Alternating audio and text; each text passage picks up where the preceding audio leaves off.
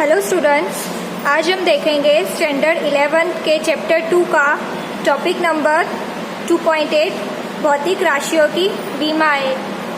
कोई भी राशि हो उसकी विमाएँ हम किस प्रकार निकालते हैं, तो सबसे पहले हम देखते हैं कि विमा कैसे निकलेगी।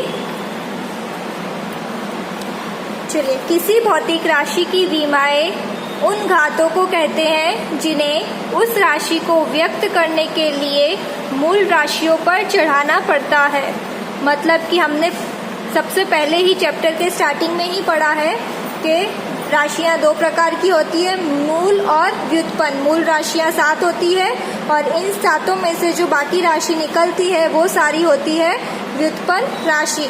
तो जो 7 मूल राशियों के ऊपर से हम अपनी विमा निकालते हैं, लेकिन ज़्यादातर जो राशियों की विमाएँ हैं वो L, M और T पदों के द्वारा व्यक्त होती है और इनको ये कोष्टक के अंदर रखते हैं। अगर हमने L, M, T को कोष्टक के अंदर रखा है तो मतलब कि हम विमाओं के बारे में चर्चा कर रहे हैं।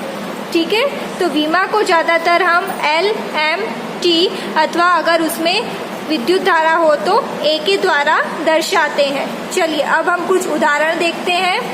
पहला उदाहरण है, अगर हमें धनत्व की विमा ढूंढनी हो तो किस प्रकार ढूंढेंगे। धनत्व का सूत्र होता है द्रव्यमान अपॉन आयतन। द्रव्यमान मतलब कि M हो गया, ये कोष्टक करना नहीं भूलना है, ये विमा के लिए ज़रूरी है। द्रव्यमान मतलब M, आयतन का सूत्र होता है L क्यूब। ये क्यूब जब ऊपर जाएगा तो L-3 हो जाएगा, तो मेरा सूत्र बन गया ML-3 और ये कोष्टक करना है। ठीक है, तो ये आ गया मेरा धनत्व की विमा। अब हम बात करेंगे त्वरण की। त्वरण का सूत्र होता है वेग अपॉन समय। तो वेग का सूत्र होता है विस्थापन बटे समय। समय नीचे आ जाएगा तो समय का स्क्वायर हो जाएगा। विस्थापन को लिखेंगे हम L क्योंकि वो लंबाई होती है, तो विस्थापन L और समय T स्क्वायर।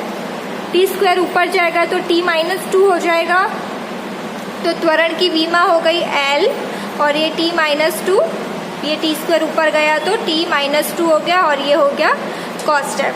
ठीक है, अब हम तीसरा उदाहरण देखेंगे अपना कार्य, जो कि होता है बल गुणा विस्थापन।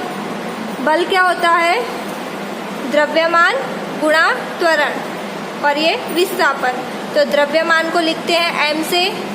त्वरण का हमने ढूंढा, त्वरण की विमा क्या होती है L-T-2, तो हमने त्वरण की जगह लिखा L-T-2 और विस्थापन L।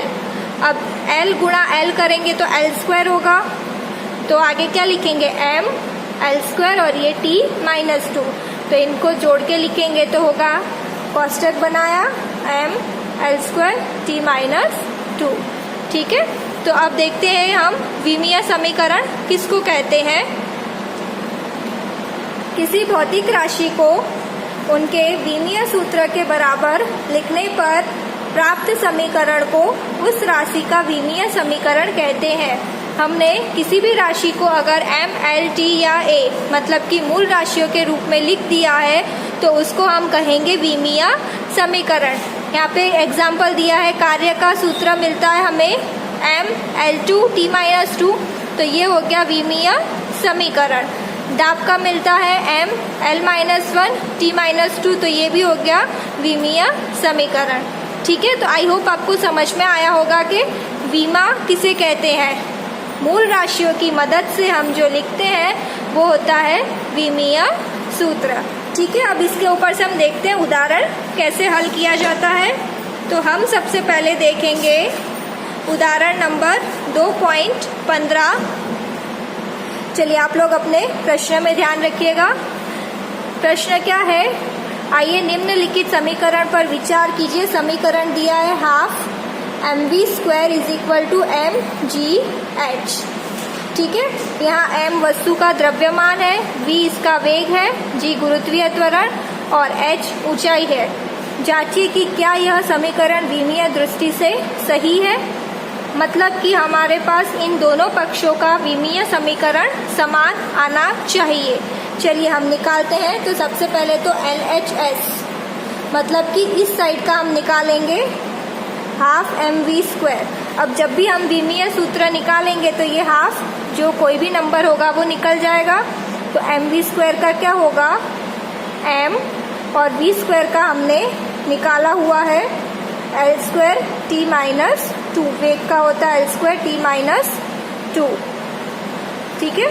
सॉरी, इसका होगा l, यहाँ वापस लिखते हैं, चलिए यहाँ लिखते हैं m, और v का होगा l t-1, और ये स्क्वायर है तो हमने यहाँ स्क्वायर किया। m l t-1 और v का स्क्वायर है तो स्क्वायर, ये स्क्वायर को अंदर ले लेंगे तो क्या होगा m l² t-2। ये हो गया मेरे पास LHS का, ठीक है। अब इसी तरह हम RHS का निकालेंगे।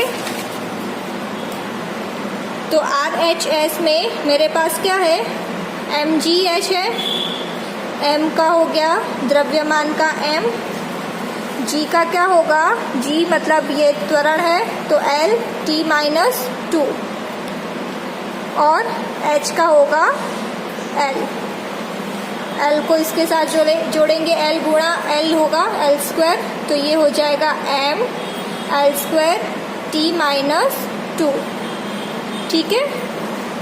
तो यहाँ पे LHS इक्वल टू RHS है, दोनों की विमाएं समान आ रही है। तो मतलब कि हम कह सकते हैं कि जो हमें समीकरण दिया है प्रश्न में, ये वाला समीकरण सही है, ठीक है। तो हमें इस प्रकार से न्यूमेरिकल को विमा के रूप में हल करने हैं, ठीक है।